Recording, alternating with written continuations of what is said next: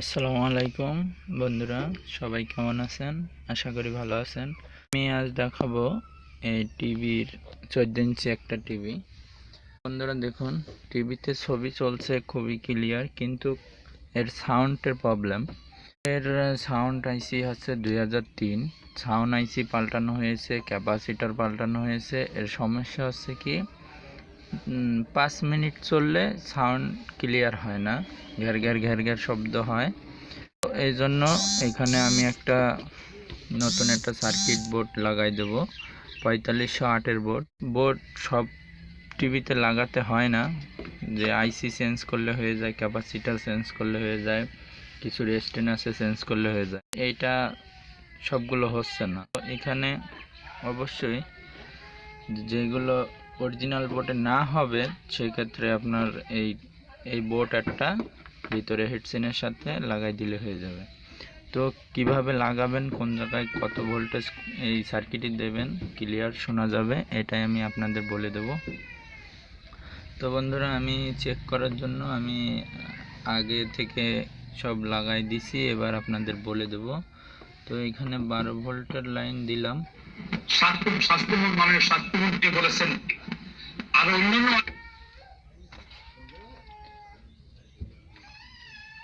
তো বন্ধুরা,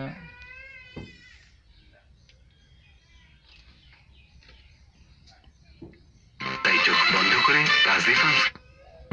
এই হচ্ছে সেন্ট্রাল উইমেন্স ইউনিভার্সিটি। ক্যাম্পাসটা খুব সুন্দর তো, টিউশন ফিও কম। দেখুন বন্ধুরা, ঠিক করেছি এখানেই ভর্তি হব। তোরা আর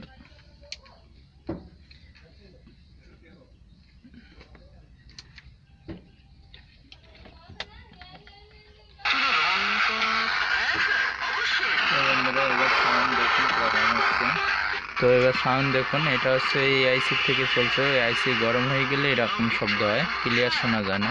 তো এই মাইকের লাইনটা খুলে দিলাম, খুলে দিয়ে এটার থেকে যে মাইকের লাইন দিছি, দেখুন এতে কি সুন্দর ক্লিয়ার।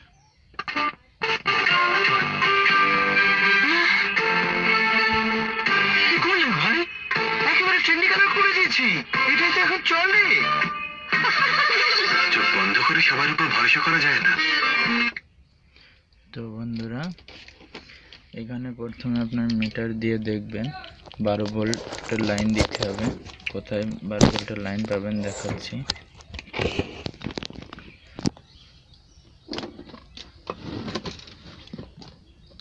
তো মিটারের কাঁটা 10-এ রাখলেন, রাখার পরে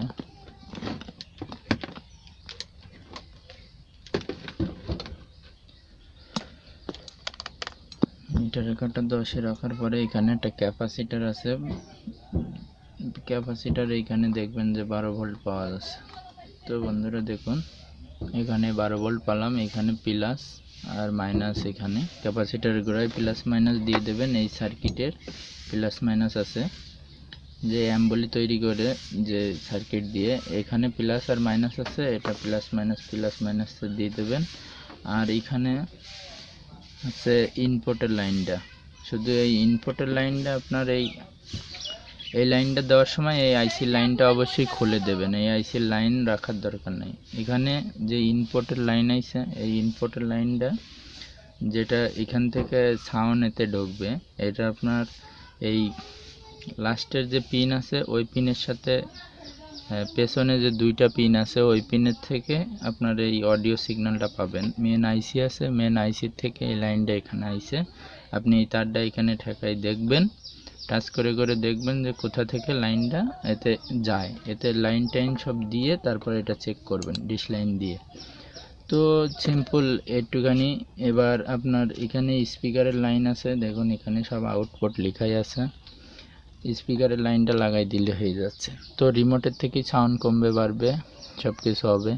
তো বন্ধুরা, এই ছিল আজকের ভিডিও। যদি কোথাও বুঝতে অসুবিধা হয় অবশ্যই কমেন্ট করে জানাবেন, আর আমার চ্যানেলটা সাবস্ক্রাইব করে রাখবেন। আর ভিডিওটা ভালো লাগলে অবশ্যই একটা লাইক দেবেন।